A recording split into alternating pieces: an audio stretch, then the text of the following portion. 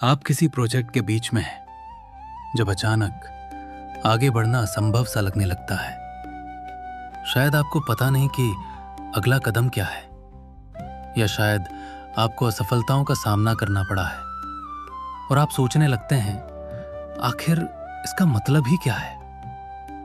हम में से बहुतों ने फंसा हुआ महसूस किया है।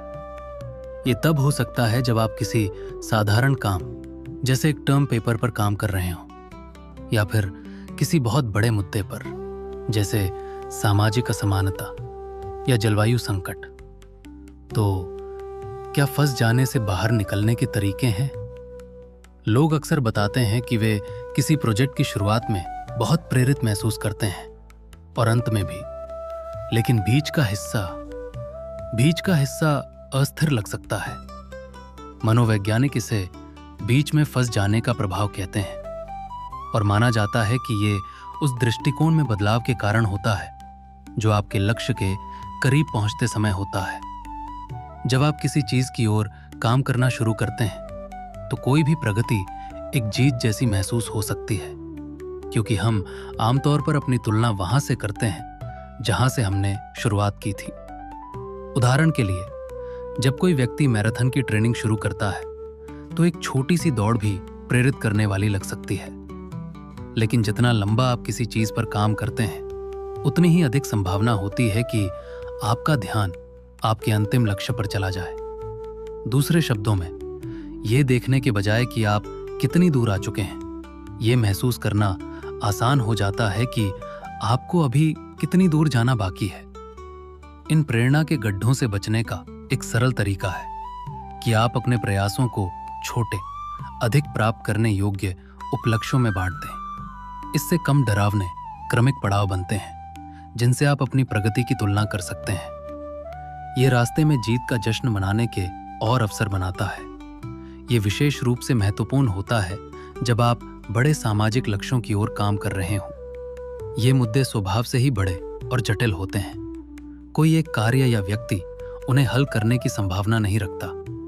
इसलिए यदि आप केवल अंतिम लक्ष्य पर ध्यान केंद्रित करते हैं तो व्यक्तिगत रूप से खुद को असहाय महसूस करना आसान हो जाता है। और इन समस्याओं का विशाल आकार शायद यही कारण है कि इतने लोग, यहाँ तक कि वे लोग जो इन मुद्दों की गहराई से परवाह करते हैं, ये सोचते हैं कि प्रगति असंभव है और परिणाम स्वरूप पीछे हट जाते हैं। दरअसल 2021 के एक वैश्विक सर्वेक्षण में पाया गया कि आधे से अधिक युवा मानते हैं कि मानवता का अंत निश्चित है।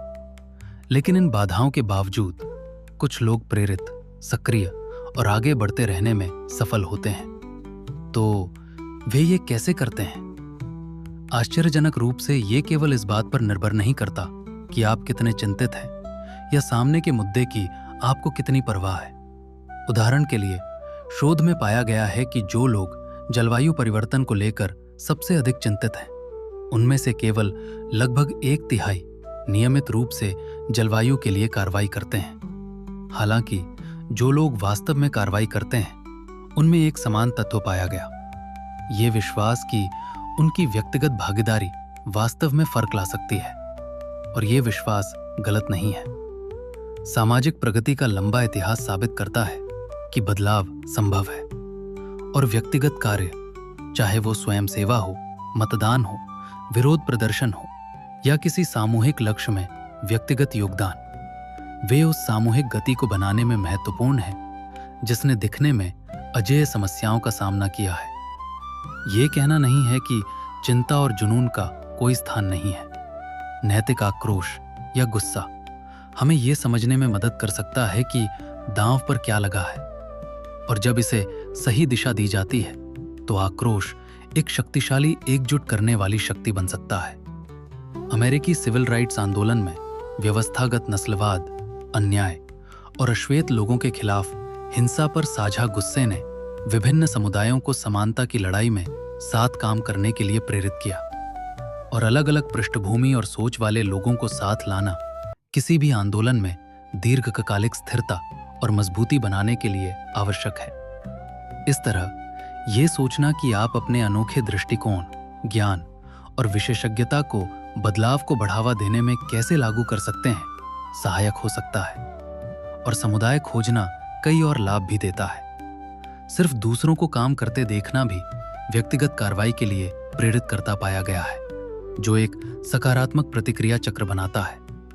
सहयोग आपको बेहतर समस्या समाधान करने में मदद कर सकता है जब आपको पता ना हो कि अगला कदम क्या है, और दूसरों का समर्थन और प्रोत्साहन प्रेरणा और आनंद का स्रोत बन सकता है। यदि आप थके हुए, हारे हुए या